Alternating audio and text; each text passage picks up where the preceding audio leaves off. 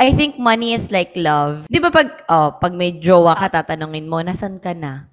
"Anong oras ka darating? Mm. Saan ka pupunta?" 'Di ba? What's up, besties? Welcome back to Quarter Life Bliss Season 3. This is your favorite finance podcast with your financial bestie Sarah and bestie Yani.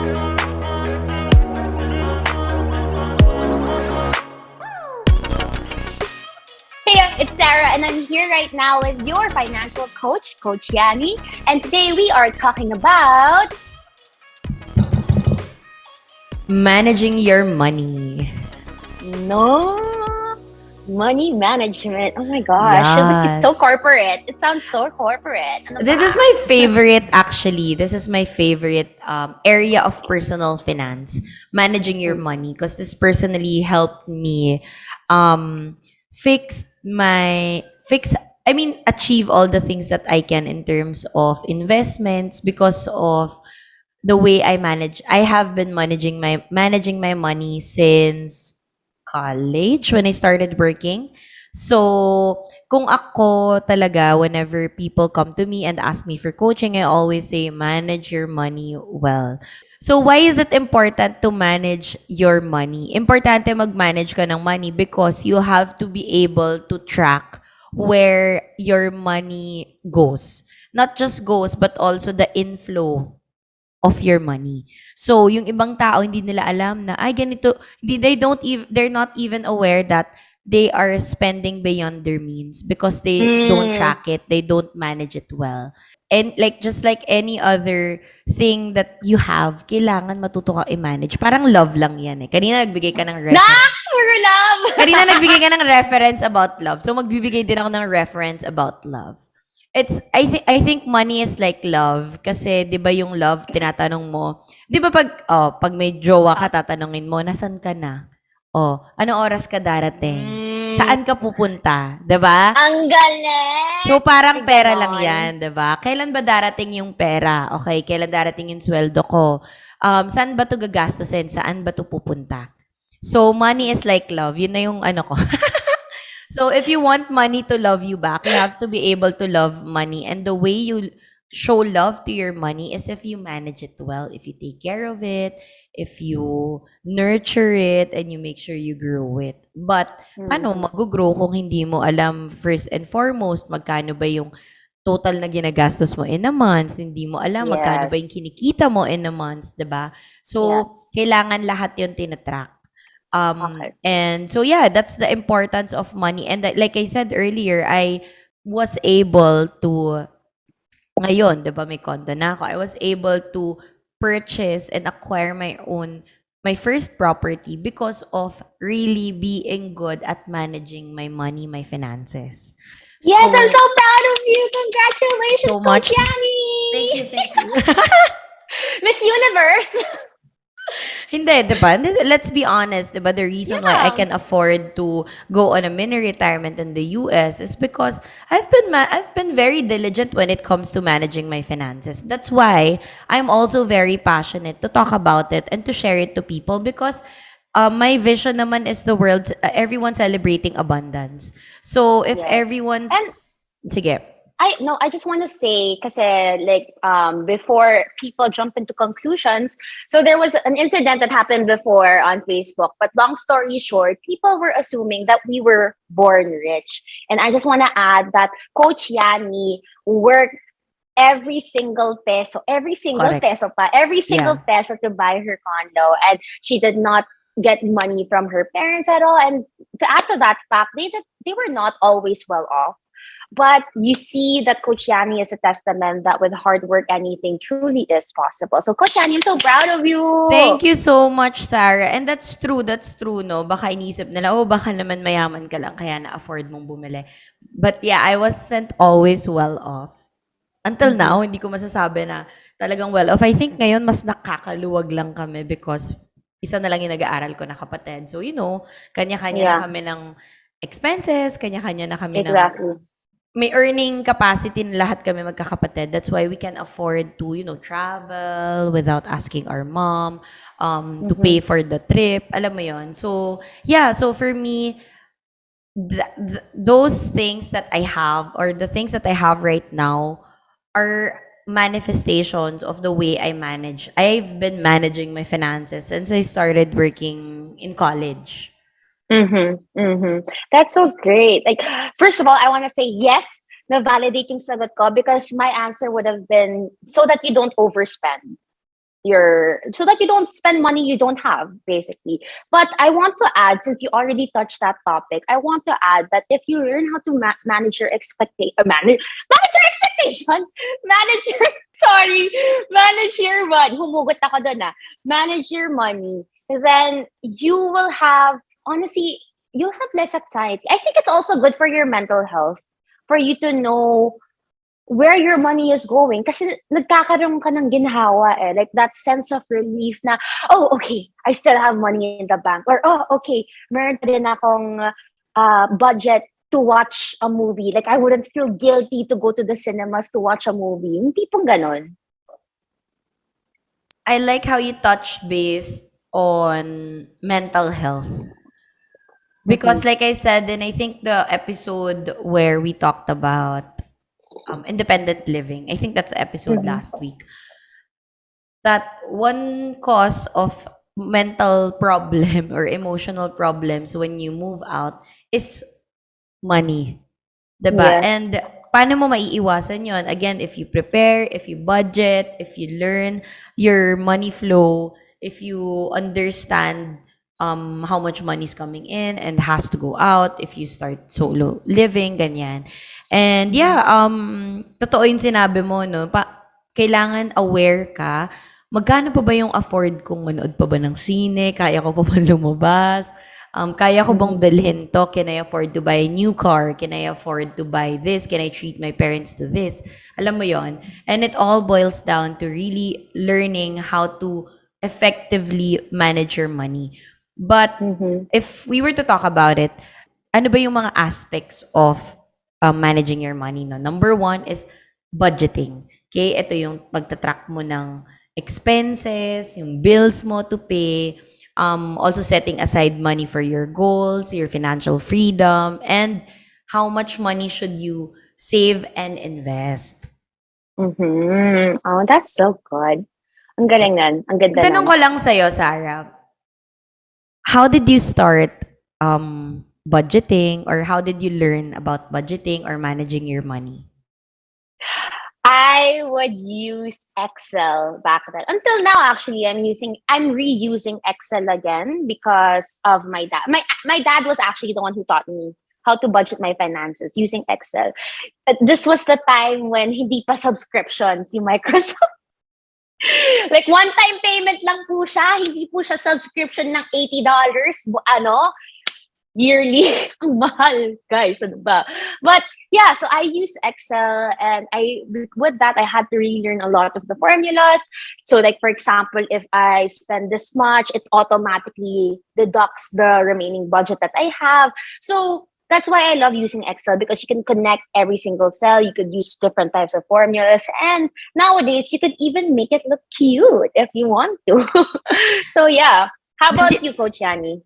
Hindi, question ko doon, did you learn it in school because you were an accountancy major, or was it because, Oh, parang the moment you started working, itatrack ko na yung pera ko, parang gano'n, the or moment parang, I started having my allowance, I was tracking my oh, money. So college? parang grade school pa lang, nagtatrack na ako ng money ko because of my dad. Kasi may computer naman kami noon. So, alam mo yun, login lang ako sa computer ko.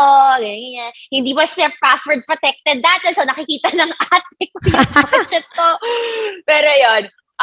So I learned how to budget ever since I got my allowance.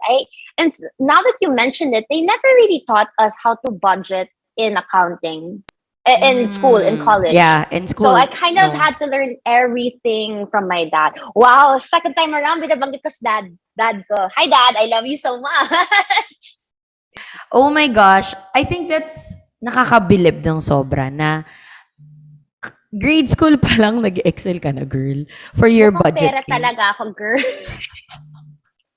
I needed Gano'n na lang. allowance. Let's be honest na lang dito, mukha po kaming Oo. pera. Mukha po kaming pera. Medyo. Like, it can be a problem sometimes because sometimes we don't know when enough is enough. like rooting back to my prior unhealthy relationship with money. But yun, like I learned how to budget through Excel.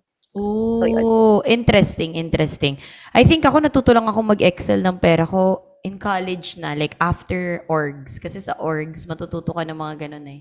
Ng Google Sheet, ng Oh. Excel, ng sobra. Although, as an IE, very intensive yung learning namin on hands-on kami when it comes to Excel.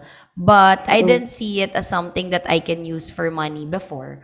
But nung natuto ko, nung nag-finance kasi ako sa org eh. So natuto ko na, maganda pala to sa Excel. So that's why I applied it Ang on my saya. own.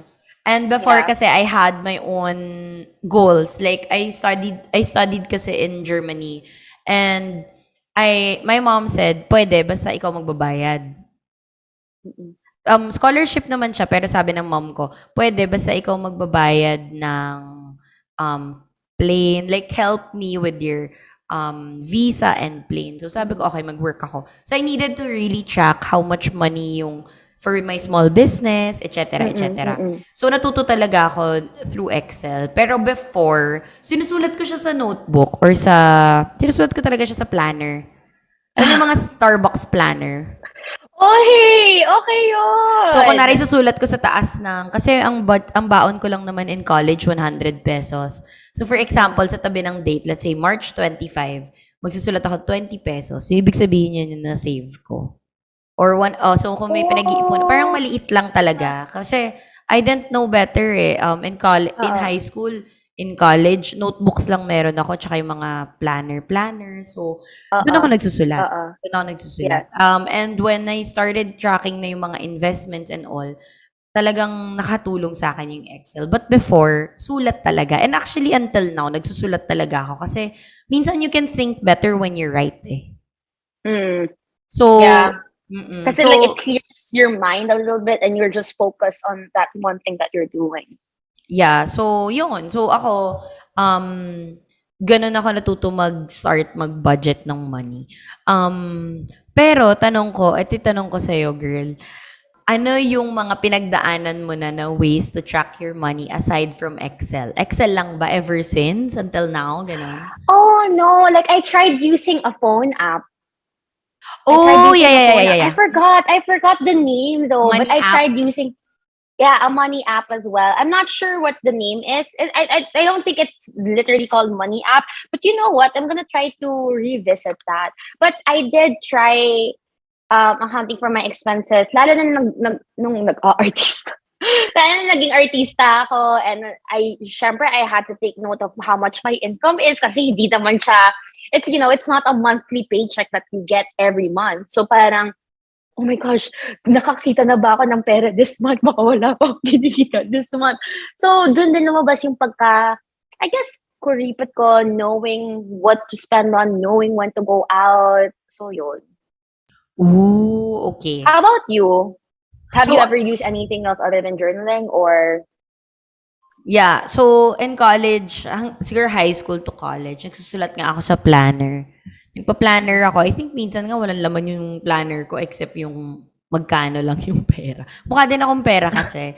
Um, and then I transitioned to Google Sheets, which I think ikaw din may copy ka ng Google Sheets tracker ko Yeah. and a lot of Mm-mm. people, if wala pa kayong copy, you can go to my YouTube channel or my website. Mada-download ninyo yun doon. But yung isa pa, nag-try din pala ako ng apps. I think the app that I stuck to was Wally. Parang wallet. Pero Oh. Wally ata. I forgot yung name. I think I used that for mga 2 years, ganon, nung when I started Mhm. working. But yung pinaka-effective talaga sa akin pag-track is, ay hindi, meron pa pala, notes sa phone. Alam mo yung notes app? Yeah! Tapos manual ko ina-add. Hindi ko rin alam, ba't tuwang-tuwa ako kahit may Excel naman, manual ko i-add. Sulat ko doon, magkano yung kailangan kong bayaran. Actually, I downloaded the Excel for my phone. And I figured, grabe, parang ko, kung may mas malaki pa na phone, yun yung bibilin ko. Kasi parang ang hirap Kulang. i-type Sa lahat. iPad mo na lang, girl. Oh, i-iPad ko na. Yun pala yung sa akin. Yung Mm. yung nag-notes up ako before. Tapos na-realize ko, my gosh, hindi siya efficient talaga at all kasi ililipat Mm-mm. ko din siya sa sheets or sa notebook ko. But now, of course, I use my money journal, which is yung flow. Nox, I was waiting for you to mention that. Kala ko ako yung magpapaalala sa'yo na may Yun na money yung journal now. ka. Siyempre, yun na yung now.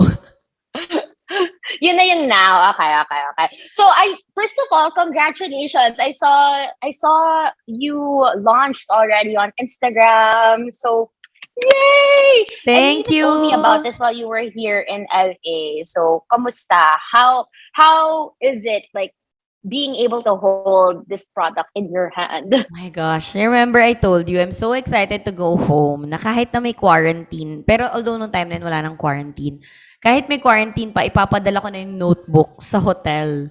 Kasi I really Mm-mm. want to see the prototype Mm-mm, and mm-mm. makita na para ma-start na yung production, etc., etc. And now we officially launched and we're also on Shopee now. So the name of my business is The Flow Life PH. And you can search it on Instagram at theflowlife.ph. Plug agad, no? Basically, our flagship item is called the Abundance Journal. Abundance Journal basically is a money journal. Mhm. So, if you search on Shopee, wala kang makitang money journal dyan. Or online, wala kang makita. And then I realized na, oh nga, no, bakit ba tayo nagsusulat sa mga scratch paper or sa random pages of our notebook to track our money or to write our money expenses, etc. And Mm-mm. na-realize ko na hindi gagawin ko na lang siyang notebook kasi ako personally, marami rin akong sinusulat sa journal ko na about Mm. money. Tapos ililipat ko Mm-mm. rin sa sheets or minsan hindi ko na nalilipat sa sheets, alam mo yon. So parang Yung na-realize, maganda dito, at least it's all there na in that notebook. yes, it's all there Please na. bring me one copy when you fly Oh my gosh, here. yes, yes, yes, yes. Actually, Diba? I popost ko mean, na The Flow Life is coming to the States. So for those people who want to order, I can just bring it to oh LA yeah. or Vegas, ganyan. Go, go, go, go, go. Yeah, kasi yung I'm isang excited for maleta ko that. naman, walang laman. So, pwede ako magdala ng mga notebooks. But yeah, Mm-mm. basically, that's the money journal. And actually, hindi lang siya money journal. That's why it's called the abundance journal because we Mm-mm. want this journal to be used to help achieve your financial freedom and experience abundance in life. So, when Mm-hmm. you get the notebook, hindi lang siya about savings, expenses, budgeting, investments. It's also setting your 5-year goal, your money intentions, Wow. You monthly, really thought of, and I monthly. even saw the design of your flow journal. It's very beautiful and it's very minimalist. Is that what you're Yes. going for? It's simple, undated, and structured. That's the three key points of the notebook. Simple because personally, trying to be a minimalist. Trying to be. The keyword is trying. So I really want everything to be plain, simple. Kung pwede, walang design. Kung pwede, straight to the point. So, kasi pag hindi straight to the point, alam mo, parang may pressure ka. For example, yung mga ibang journal na may pressure ka na, sulatan ko ba to yung mga may nakasulat na time ganito, may nakasulat na gratitude, whatever. Parang ang daming nakasulat to the point na nakalimutan mo na yung point ng notebook is for your finances. Or Mm-hmm. nakalimutan mo na yung point ng notebook is let's say for your school or for gratitude journal lang pero ang daming nakasulat na kung ano-ano sa gilid. Mm-mm. So, I wanted it to be as simple as possible. So, even from the design to the content inside, ano lang ba talaga yung ginagamit? Ano lang ba talaga yung question? Ano ba talaga yung laman? Yung kailangan? So, wala rin siyang graph. Wala siyang graph, wala rin siyang um, alam mo yung tables, wala siyang tables. Parang isang page lang yung may tables for the summary. But that's it. For your savings, budget, income, expenses, wala siyang table at all. Kasi for me, kung paano ka magsulat, kung maliit ka magsulat, I honor that. Kung malaki ka magsulat, kung marami kang sinusulat, then go ahead. No? You have so much space. Yay! I'm excited. I'm excited to get my own copy. Undated because just like you, April mo makukuha. So you can start April. Alam mo yon, parang There's no Actually, pressure. I love undated journals because that makes it just so much more versatile for people to be able to use them. Kasi sometimes nakakalimutan mo eh, di ba? Yes. So at least Yes. like for example, if you and I think that's still gonna be effective, because for example, if I manage my if I manage my expectations, ito na naman tayo. If I um kept track of my finances in April, May, June, July, at nakalimutan kong August because it's our birthday month. Yak, pareho pala tayong August. No? It's our birthday month. Then Leo. at least, and then September na. So I could be like, magkano kaya nagastos ko sa August? But at least I have an idea of how much I spent up until then. Diba? Yeah, that's also one of the reasons why we made it a an undated planner. Kasi yung iba, nakakalimutan na nila. And then, tatapon na nila kasi tapos na yung year, 'di ba? Another Mm-mm. reason why we did it like that is because some people are not tracking their money. And if they decide, should they decide to start finally tracking their money in a way of journaling, they can start today. Alam mo yon, you don't Yeah. have to wait That's for, great. sa January ko na lang yan gagawin. Sa 1 ko na lang yan gagawin. Sa Monday ko na lang yan gagawin. I think that's the notion that we're trying to challenge here, na hindi mo kailangan Yes. mag-wait ng January before you start tracking your money. Exactly. Actually, I want to add as well that if you're not the type who likes to journal, if you're not the writing type, because I know I'm not the writing type, I'm more of, well, 50-50. Now I'm 50-50. I'm more of the techie side. Like I like writing my notes on my laptop, on my computer. That's why I can never lose my computer. Coach Yani also has a digital copy of all of her finance tracker, like on Yeah. Excel, like I mentioned. So be sure to check that out on YouTube, or on her website at yanimoya.com. yanimoya.com. Yeah, and yanimoya.com. also sa YouTube ko nandun sa mga links sa ilalim, so you can click that as well. But so simple, undated, and structured. Structured because may guide. So if you don't know how to manage your finances, may guide doon. Mm-mm. May instructions how to use it, how do you use the planner, how do you use the section, the Mm-mm. next section, etc., etc. And also structured in a way that it can help you manifest the abundance into your life. Mm-mm. So that's basically flow. Pero ikaw, Sarah, I know you mentioned sa akin that you do journaling. Yeah. How does journaling help you? Ano yung benefits niya for you?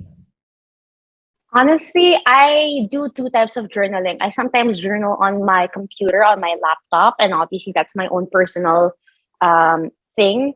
Or I journal using my notebook. I actually have my notebook with me right now. It's this one. She believed she could, so she did. And it's just a plain notebook. And one of the hindrances that I've always had with journaling is I always thought, dapat maganda, dapat artistic ako, OMG, ganyan, and all that stuff. yes. But the thing is, you don't. I know it. I'm late to the party, but I realized that it doesn't have to be beautiful. I don't have to have the best penmanship. What's important is I write down my thoughts. I write down my Yes. intentions. I write down the goals, and it's as simple as that. I mean, okay nga actually now that I think about it, if ikaw lang nakakaintindi ng sulat mo, So even be it. better. At least other people won't be able to read it. Alam mo Oh my yun? gosh, oo nga, no?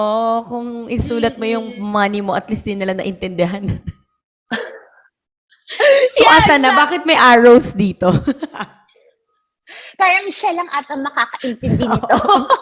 But no, like honestly, I love journaling, and I'm using that. When I say journaling, don't think of the doodling type of notebook where you have to draw everything, where you have to put stickers.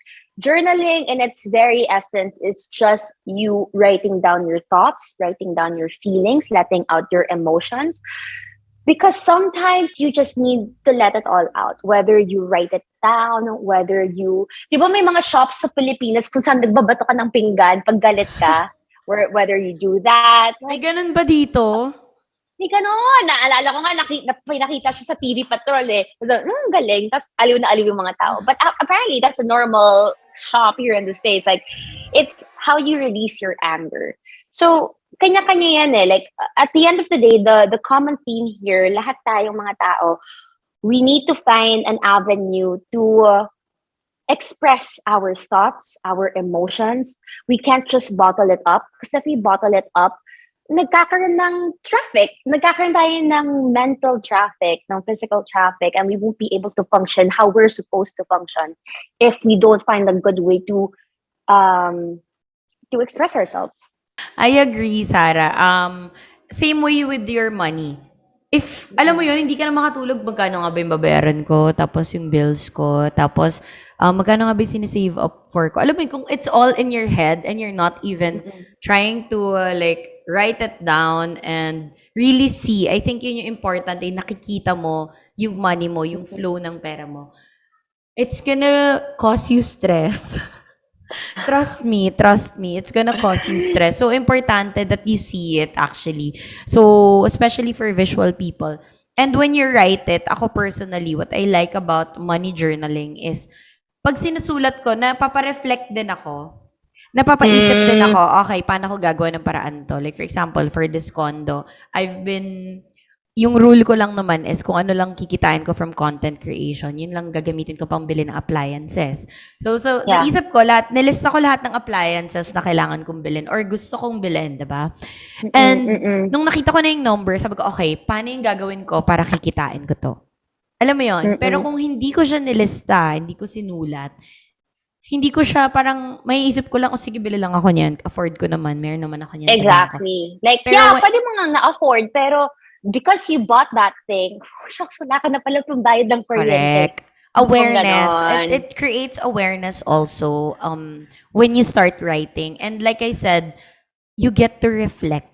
You get to reflect on on your money, Yeah, your on what did you intentions, spend your on. goals. Even, exactly. Tama ka, Coach Yani. I agree with you wholeheartedly. Kailangan kinesthetic nagsusulat. Kinesthetic, nagsusulat ka kasi pag nagsusulat ka na either your body memory, so naaalala ng katawan mo na okay, kailangan ko palang pag-ipunan is this, ganyan. And, diba, na parang, diba, That's a good point. Yeah. remember in school, they don't allow iPad for notes, they require you to write, tapos at the end of the sem, they will check your notes. It's because teachers want us to write, kasi that's how we learn.